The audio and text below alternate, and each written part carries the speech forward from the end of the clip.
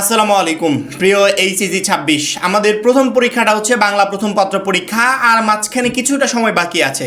তার পরবর্তীতে আমরা সেই কাঙ্ক্ষিত পরীক্ষায় বসতে চলেছি। এই পরীক্ষা নিয়ে আমরা এখন প্রচুর পরিমাণে টেনশনে আছি, অনেকে নার্ভাস যে কি হবে না হবে, প্রশ্ন কেমন আসবে না আসবে। তবে এতটুকু বলতে পারি, যদি প্রিপারেশনটা ভালো নিয়ে রাখো ইনশাল্লাহ প্রশ্ন নিয়ে তোমাকে টেনশন করতে হবে না, প্রশ্ন অবশ্যই সহজই আসবে। যদি কেউ মনে করে যে আমি তো এতদিন যাবত পড়ি নাই, লাস্ট কয়েকদিনও পড়বো না, পরীক্ষার হলে একবার ইজিলি সহজ প্রশ্ন পেয়ে যাব, তার জন্য খুবই দুঃখজনক একটা পরিস্থিতি অপেক্ষা করছে সামনে। কারণ কি, না পড়লে পরীক্ষার হলে তোমার তো প্রশ্ন কমন থাকবে না, এটা স্বাভাবিক। সেক্ষেত্রে তুমি কখনো ভালো কিছু আশা করতে পারো না। মাত্র 310 টাকায় শেষ মুহূর্তে আমাদের এইচএসসি 26 টার্গেটে প্লাস কোর্সে যুক্ত হলে পেয়ে যাচ্ছ সকল সাবজেক্টের সাজেশন, সকল গ্রুপের পিডিএফ ও ক্লাস আকারে, বিগত বছরগুলোর বোর্ড এমসিকিউ উত্তর সহ পিডিএফ আকারে, প্রত্যেকটা সাবজেক্টের প্রত্যেকটা চ্যাপ্টারের চ্যাপ্টার ওয়াইজ জ্ঞানমূলক অনুধাবনমূলক প্রশ্ন উত্তর পিডিএফ আকারে, ইংরেজি গ্রামার অংশে শর্টকাট টেকনিক ও দুর্দান্ত সব রেকর্ডেড ক্লাসেস, লিখিত অংশে শর্টকাট টেকনিক ও রেকর্ডেড ক্লাসেস, এইচএসসি পর্যায়ের সবচেয়ে কঠিন সাবজেক্ট আইসিটির শেষ মুহূর্তের দুর্দান্ত সব রেকর্ডেড ক্লাস, এছাড়া পড়াশোনার রুটিন, এ প্লাস গাইডলাইন সবকিছু থাকছে মাত্র এই 310 টাকার কোর্সে। যারা এখনো আমাদের কোর্সে যুক্ত হও নাই, খুবই দ্রুত করো। আমাদের কোর্সে যুক্ত হতে ভিডিওতে দেওয়া নাম্বারে 310 টাকা কোর্স ফি পাঠিয়ে এই নাম্বারই হোয়াটসঅ্যাপে আমাকে জানাবে কোর্স ফি পাঠিয়েছি, সাথে সাথে তোমাকে গ্রুপে যুক্ত করে নিব, তখন দেখি তোমার এই প্লাস প্রস্তুতি শুরু হয়ে যাবে। প্রথম পরীক্ষাটা হচ্ছে বাংলা প্রথম পত্র পরীক্ষা। বাংলা প্রথম পত্র পরীক্ষা নিয়ে বিকল্প কিছু চিন্তা করার মতো কোনো অপশন নাই, টার্গেট একটাই, যে কোনো মূল্যে এই সাবজেক্টে আমাকে এ প্লাস উঠাতেই হবে। যদি কেউ এমনটা চিন্তা করো যে দুইটা পত্র মিলে তো এ প্লাস হিসাব হবে,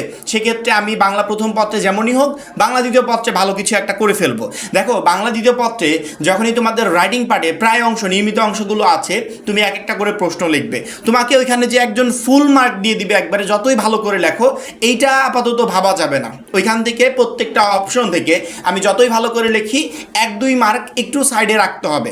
শিক্ষক যদি পুরোটা দেয় তাহলে তো আলহামদুলিল্লাহ, কিন্তু 1-2 মার্ক একটু সাইডে রেখে তারপরে আমাকে কাউন্ট করতে হবে। সেক্ষেত্রে বাংলা দ্বিতীয় পত্রে তোমার জন্য একটু টাফ হয়ে যাবে টোটাল নাম্বারটা ওঠানো। কিন্তু তুমি যদি বাংলা প্রথম পত্রে ট্রাই করো তাহলে ইনশাল্লাহ বাংলা প্রথম পত্রে তুমি সহজে এ প্লাস নাম্বার উঠাতে পারবে। যদি 90 নাম্বার টার্গেট করো বাংলা প্রথম পত্রে, যে আমি 90 নাম্বার উঠাতে চাই, 85 প্লাস নাম্বার উঠাতে চাই, শুধুমাত্র এমনটা না যে 80 পেলে এ প্লাস, আমি শুধুমাত্র 80 উঠালাম। কেন? তুমি 85 নাম্বার উঠাও, তুমি 90 নাম্বার উঠাও। যদি বাংলা দ্বিতীয় পত্রে নাম্বার কোনো রকম শর্ট পড়ে যায়, তাহলে বাংলা প্রথম পত্রের এই যে এক্সট্রা 5 বা 7 নাম্বার উঠালে এইটা দিয়ে যেন দুইটা সাবজেক্ট মিলে আলহামদুলিল্লাহ একটা ভালো রেজাল্ট আসে, যাতে তোমার এ প্লাসটা হয়ে যায়। এমন টার্গেট নিয়ে বাংলা প্রথম পত্রের প্রিপারেশন নিতে হবে। বাংলা প্রথম পত্রে আমরা এ প্লাস প্রস্তুতি নিব, আদার্স কোনো অপশন নাই। কিন্তু এই এ প্লাস প্রস্তুতিটা আমি কিভাবে নিব, কয়েকটা জিনিস মাথায় রাখবে। শুধুমাত্র এই কয়েকটা জিনিস মাথায় রেখে সেই অনুযায়ী সামনের এই কয়েকদিন প্রিপারেশন নিলে বাংলা প্রথম পত্রে তুমি এ প্লাস প্রিপারেশন নিয়ে পরীক্ষার হলে যাবে। এবং পরীক্ষার প্রশ্নে তোমার সিকিউ এমসিকিউ প্রত্যেকটা প্রশ্ন ইনশাল্লাহ কমন থাকবে। তার 1 নম্বরে হচ্ছে প্রত্যেকটা চ্যাপ্টার, বাংলা প্রথম পত্র বই আছে না আমাদের, যে চ্যাপ্টারগুলো আছে প্রত্যেকটা চ্যাপ্টারের আমরা ওই চ্যাপ্টারের লেখকের নাম কি এটা মনে রাখবো। একটা কবিতা আছে, কবিতার মানে কবির নাম কি আমরা এটা মনে রাখবো, যাতে পরীক্ষার হলে যখনই আমাকে এই রিলেটেড কোশ্চেন দিবে আমি সহজে অ্যান্সার করতে পারি। ঠিক আছে, লেখকের নাম, অর্থাৎ আমার যদি গল্প থাকে গল্পের লেখকের নাম কি, কবিতা থাকলে কবিতার লেখকের নাম কি সেটা মনে রাখবো। তারপরে লাল সালু আছে, সিরাজউদ্দৌলা আছে, এই দুইটা লেখকের নাম মনে রাখবো। অর্থাৎ আমাকে প্রত্যেকটা টপিকের লেখকের নাম মনে রাখতে হবে। কারণ কি, এই রিলেটেড কোশ্চেন তোমার সিকিউতেও আসতে পারে আবার এমসিকিউতে আসতে পারে। সেক্ষেত্রে এই অপশনটা মিস করা যাবে না। বাংলা প্রথম পত্রের প্রথম কাজ হবে আমি প্রত্যেকটা গল্প এবং কবিতার লেখকের নাম মনে রাখবো, সেই সাথে উপন্যাস এবং নাটকের লেখকের নামটা আমি মনে রাখবো। 2 নম্বরে আমার কাজ হবে আমি লেখক পরিচিতি পড়বো। কবিতা হলে কবিতা পরিচিতি পড়বো, অর্থাৎ কবি পরিচিতি, লেখক পরিচিতি প্লাস কবি পরিচিতি, এই দুইটা আমাকে মাথায় রাখতে হবে। তোমরা খেয়াল রাখবে, আমি 100% বলে দিচ্ছি, এই লেখক পরিচিতি কবি পরিচিতি থেকে তোমাদের সিকিউর ক নাম্বার প্রশ্ন আসতে পারে। আবার তোমার এমসিকিউতে মাস্ট বি প্রশ্ন তো থাকবেই, এমসিকিউতে মাস্ট বি প্রশ্ন থাকবেই এই লেখক পরিচিতি বা কবি পরিচিতি থেকে। আবার অনেক সময় সিকিউতে কোশ্চেন চলে আসে। সেক্ষেত্রে তোমার কাজ হবে প্রথমত তুমি প্রত্যেকটা গল্প এবং কবিতার লেখকের নামটা মনে রাখবে। তার পরবর্তীতে ওই লেখকের লেখক পরিচিতি বা ওই কবিতার কবি পরিচিতিটা তোমাকে মাথায় রাখতে হবে। যখনই তুমি কবি পরিচিতি, লেখক পরিচিতি টোটালি মাথার ভিতর নিয়েছো, তোমার প্রায় ধরতে পারো 40% কাজ বাংলা প্রথম পত্রের শেষ। অর্থাৎ ওইখান থেকে তুমি হিউজ পরিমাণ কোশ্চেন পরীক্ষার হলে কমন পাবে। পরবর্তীতে তোমার কাজ হবে গল্প অথবা কবিতা, অর্থাৎ তুমি প্রত্যেকটা চ্যাপ্টার ওয়াইজ লেখকের নাম বা কবির নাম তুমি সুন্দর করে মাথায় মেমোরিতে নিয়েছো। নেওয়ার পরবর্তীতে লেখক পরিচিতি কবি পরিচিতি টোটালি তুমি কমপ্লিট করেছো, সেটা কিন্তু অবশ্যই টেক্সট বুক, মূল বইয়ের কোনো বিকল্প নাই। বাংলা প্রথম পত্রে এ প্লাস প্রিপারেশনের জন্য 100% প্রশ্ন কমনের জন্য এই একটা বই যথেষ্ট, আর কোনো কিছু দরকার নাই, জাস্ট একটা বই। এই বইটার উপর যদি সামনের কয়েকদিন কেউ ফোকাস দিতে পারে বাংলা প্রথম পত্রে, তার এ প্লাস নিশ্চিত থাকবে। পরীক্ষার হলে 100% 80% প্রশ্ন তার কমন থাকবে, জাস্ট একটা বই, আর কিছু না, ঠিক আছে? যখনই তোমার লেখক পরিচিতি কবি পরিচিতি শেষ, তখন তোমার টার্গেট হবে এখন আমি গল্প পড়ব। গল্প অর্থাৎ আমাকে যেমন অপরিচিতা গল্পটা দেওয়া হয়েছে, অপরিচিতা গল্প থেকে পরীক্ষার হলে প্রশ্ন আসার সম্ভাবনা ধরতে গেলে প্রায় 80%। সেক্ষেত্রে আমি এই অপরিচিতা গল্পটা মাথায় রাখবো, গল্পের মতো করে গল্পটা মাথায় রাখবো যে অপরিচিতা গল্পে কী বিষয় আলোচনা করা হয়েছে। কোনো শিক্ষার্থী যদি একবার প্রথম থেকে শেষ পর্যন্ত গল্পটা পড়ে, আমার মনে হয় যে এই স্টোরিটা তার মাথার ভিতরে ঢুকে যাবে। তখন অপরিচিতা গল্প রিলেটেড যদি পরীক্ষার হলে কোনো প্রশ্ন আসে, গ এবং ঘ নাম্বারে কোশ্চিন দেয়, আমাকে যদি সুন্দর করে একটা উদ্দীপক দেয়, উদ্দীপকের সাথে মিল রেখে অপরিচিতা গল্পের চ্যাপ্টারের সাথে সংমিশ্রণে আমাকে যদি বলে যে গ এবং ঘ নাম্বার প্রশ্নের অ্যান্সারটা করো, আমি কিন্তু সহজে করতে পারবো। কারণ কি, আমি অপরিচিতা গল্পটা জানি, আমি এটা জানি, আমি উদ্দীপক দেখে সহজে বুঝতে পারছি যে উদ্দীপকে কি আলোচনা করা হয়েছে আর আমার সেই অপরিচিতা গল্পে কি আলোচনা করা হয়েছিল। এইভাবে শুধুমাত্র অপরিচিতা না, তোমার গদ্যাংশের প্রত্যেকটা গল্প মাথায় রাখতে হবে। একবার বা দুইবার তুমি রিডিং পড়বে, দুইবার রিডিং পড়লে এটা মুখস্থ করা লাগবে না, দুইবার রিডিং পড়লে ওই গল্পটা এমনি মাথার ভিতর চলে আসবে যে এই গল্পটা আমি যে দুইবার রিডিং পড়লাম এখানে কি বিষয় আলোচনা করা হয়েছে।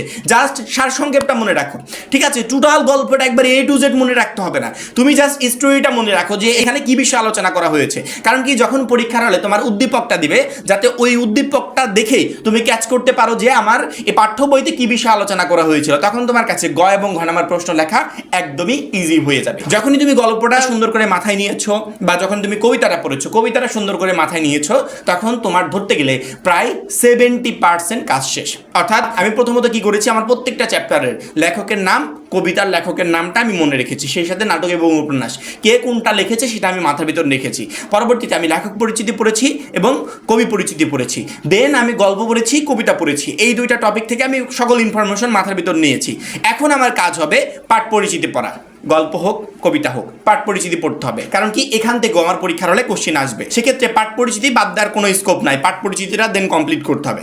যখনই তোমার পাঠ পরিচিতিটা কমপ্লিট, এখন তোমার শেষ কাজ হবে শব্দার্থগুলো কমপ্লিট করবে। দেখবে প্রত্যেকটা চ্যাপ্টার শেষে কিছু শব্দার্থ দেওয়া থাকে, ওগুলো কমপ্লিট করবে। অর্থাৎ তোমার প্রথম কাজ লেখকের নাম বা কবির নাম মনে রাখবে, পরবর্তীতে কবি পরিচিতি বা লেখক পরিচিতি মাথায় রাখবে, গল্প অথবা কবিতাটা সুন্দর করে পড়বে, একবার দুইবার তিনবার যে করে পারো জাস্ট রিভিশন দিবে, পরবর্তীতে পাঠ পরিচিতি পড়বে, লাস্ট শব্দার্থ পড়বে। এই কয়েকটা জিনিসের মাধ্যমেই তোমার বাংলা প্রথম পত্রের 100% প্রিপারেশন হবে। যখন আমি বললাম যে তুমি যখনই গল্পটা সুন্দর করে পড়েছো বা কবিতাটা সুন্দর করে পড়ে ওই স্টোরিটা মাথার ভিতর নিয়েছো, তখন তোমার জন্য গ ঘ প্রশ্ন লেখা একদমই ইজি হয়ে যাবে। যখন তোমার গ ঘ প্রশ্ন লেখা একদমই ইজি, আর ক খর জন্য আমাদের HSC 26 টার্গেট প্লাস কোর্সের যে জ্ঞানমূলক অনুধাবনমূলক প্রশ্নের PDF দিয়েছি সেগুলো তো আছে। আমরা চ্যাপ্টার ওয়াইজ সুন্দর করে PDF রেডি করেছি।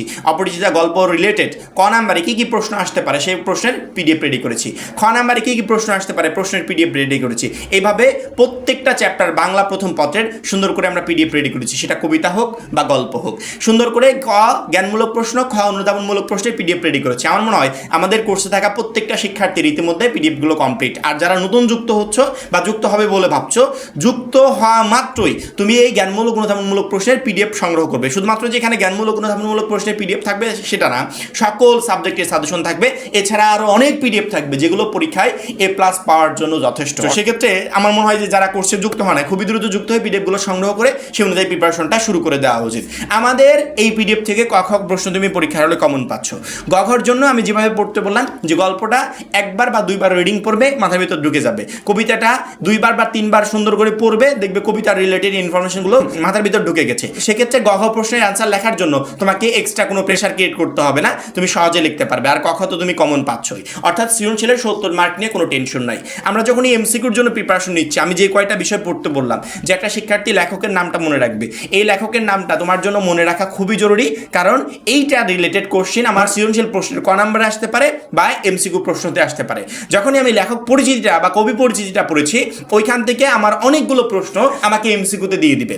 বাকি MCQগুলো থাকবে আমার গল্প থেকে। এই গল্পটা আমি যখনই মাথায় রাখবো, ওই গল্প থেকে যে কোনো MCQ পরীক্ষার হলে দিতে পারবে। গল্পটা আমি যখন সুন্দর করে পড়বো, দুইবার তিনবার করে রিভিশন দিব, তখন ওই চ্যাপ্টার রিলেটেড যে কোনো MCQ পরীক্ষার হলে আসলে আমি সহজে অ্যান্সার করতে পারবো। সেম কাহিনী কবিতার ক্ষেত্রে, পাঠ পরিচিতি থেকে MCQ আসবে। পাঠ পরিচিতিটা সুন্দর করে মাথার ভিতর রাখলে বা পাঠ পরিচিতিটা বারবার করে রিভিশন দিলে পাঠ পরিচিতি রিলেটেড যে কোনো MCQ পরীক্ষার হলে আসুক আমি সহজে অ্যান্সার করতে পারবো। লাস্ট আমি শব্দার্থগুলো কমপ্লিট করব। এইভাবে প্রত্যেকটা টপিক ওয়াইজ যখন এই টার্গেট করে যে আজকে আমার কাজ হবে আমি প্রত্যেকটা গল্পের লেখকের নাম এবং কবিতার যে লেখক আছে সেই নামগুলো মনে রাখবো এবং লেখক পরিচিতি কবি পরিচিতিটা আমি সুন্দর করে পড়বো। তখনই তোমার এই কাজটা টার্গেট ওয়াইজ তুমি করবে যে আজকের দিনের কাজ এইটা আমি আজকের দিনে কমপ্লিট করে ফেলবো, পরের দিনের কাজ এইটা পরের দিনে কমপ্লিট করে ফেলবো। যদিও আমরা সেই গাইডলাইনটা রেডি করে দিব, যখনই তুমি টার্গেট ওয়াইজ সামনের এই কদিন স্টাডি করবে, বাংলা প্রথম পত্রে 100% প্রশ্ন তোমার পরীক্ষার হলে কমন থাকবে, একটা কোশ্চেনও মিস হবে না। এবং এখানে সবচেয়ে গুরুত্বপূর্ণ যে বিষয়টা, মানে তোমার যদি টার্গেট থাকে যে পরীক্ষায় আমি ভালো রেজাল্ট করতে চাই, A+ পেতে চাই, পরীক্ষা দিয়ে এসে শিক্ষার্থীরা এই বাংলা প্রথমে মেইন যে সমস্যাটা আমাদেরকে জানায় সেটা কি জানো? সেটা হচ্ছে নির্দিষ্ট সময়ে লিখে শেষ না করতে পারা। ভাইয়া 7টা প্রশ্নই কমন ছিল কিন্তু লিখে শেষ করতে পারি নাই, 6টা লিখেছি আরেকটা লিখতে পারি নাই, বা 6টা লিখেছি আরেকটা প্রশ্নের কখ লিখেছি গখ লিখতে পারি নাই। এই কাজটা তো করা যাবে না। পরীক্ষার হলে এত কষ্ট করে পড়াশোনা করে গেছো, এত কষ্ট করে প্রশ্ন কমন পেয়েছো, সেই প্রশ্ন যদি না লিখে চলে আসো তখন কিন্তু এর চেয়ে খারাপ কিছু আর হতে পারে না। এই জন্য যেমন কষ্ট করে প্রিপারেশন নিয়ে একদিকে প্রশ্ন কমন পেতে হবে, অন্যদিকে নির্দিষ্ট সময়ের ভিতর 7টা সৃজনশীল প্রশ্ন লিখেও শেষ করে আসতে হবে, তাও যাতে সুন্দর হাতের লেখা হয়, শিক্ষক যাতে আমাকে পুরো নাম্বারটা দেয়, সেই কাজটাই করে আসতে হবে। এই জন্য তোমাকে কি করতে হবে, সামনের যে কয়দিন সময় আছে এই কয়দিন সময় প্রত্যেক দিন পড়া শেষে রাত্রের দিকে 1 থেকে 1.5 ঘন্টা সময় তুমি হাতে নিবে। তোমার কাজ হবে এক একটা সৃজনশীল প্রশ্নের পিছনে 22 থেকে 23 মিনিটে কিভাবে মানে টাইম দিয়ে একটা সৃজনশীল 22 থেকে 23 মিনিটে শেষ করা যায় সেটা তোমাকে প্র্যাকটিস করতে হবে। প্রথম দিন হয়তো বা তোমার 35 মিনিট সময় লাগবে, লাগুক কোনো প্রবলেম নাই, পরের দিন লাগবে 30 মিনিট, তারপরের দিন লাগবে 25 মিনিট, তারপরের দিনে 22-23 মিনিটে দেখবে একটা সৃজনশীল প্রশ্ন লিখে শেষ করতে পারতেছো। তারপরে লেখা এত সুন্দর হচ্ছে, প্রথমটা লেখার সময় যেমন হ্যান্ড রাইটিং হয়েছে, লাস্টে এটা লেখার সময় সেম কাজ হয়েছে। অর্থাৎ শিক্ষকের এখানে নাম্বার কাটার কোনো অপশন নাই। যখনই তুমি বাসা থেকে প্র্যাকটিস করে যাবে, প্রিপারেশন নিয়ে যাবে যে 22-23 মিনিটে আমি একটা সৃজনশীল প্রশ্ন লিখে একবার শেষ করে ফেলতে পারছি, তখনই পরীক্ষা দিয়ে এসে তোমাকে আর এই কথা বলতে হবে না যে ভাইয়া সব কমন আসছিল কিন্তু লিখে শেষ করতে পারিনি। ইনশাল্লাহ তুমি সব কিছু কমনও পাবে, নির্দিষ্ট সময়ে 7টা প্রশ্ন লিখে শেষও করতে পারবে। বাংলা প্রথম পত্রে A+ প্রিপারেশন নেওয়া ছাড়া আমাদের আদার্স কোনো উপায় নেই, বা A+ কনফার্ম করা ছাড়া আদার্স কোনো উপায় নেই। সেটা কনফার্ম করার জন্য একটা টেক্সট বুকই যথেষ্ট। এই বইটা কিভাবে পড়বে, সামনের কয়েকদিন কিভাবে কি কমপ্লিট করবে, তার এভরিথিং আমি বলে দিলাম। এখন শুধুমাত্র কাজ আমার কথা মতো বা আমার গাইডলাইন মতো সেই অনুযায়ী অ্যাপ্লাই করা। যদি করতে পারো তাহলে আলহামদুলিল্লাহ, বাংলা প্রথম পত্রে তুমি একটা A+ প্রিপারেশন নিচ্ছ, বা বাংলা প্রথম পত্রে পরীক্ষার হলে তুমি সকল প্রশ্ন কমন পেতে চলেছ। আর বিশেষ করে শেষ মুহূর্তকে টার্গেট করে যারা এখনও আমাদের মাত্র 310 টাকা HSC 26 টার্গেট A+ কোর্সে যুক্ত হও নাই, খুবই দ্রুত যুক্ত হয়ে যাবে। কারণ কি, আমাদের ওই কোর্সে যুক্ত হলে তুমি প্রত্যেকটা সাবজেক্টে বেস্ট একটা প্রিপারেশন নিয়ে পরীক্ষার হলে যেতে পারবে। সবাই ভালো থাকবে এবং পরবর্তী গুরুত্বপূর্ণ ভিডিওর জন্য অবশ্যই চ্যানেলটাকে সাবস্ক্রাইব করে রাখবে।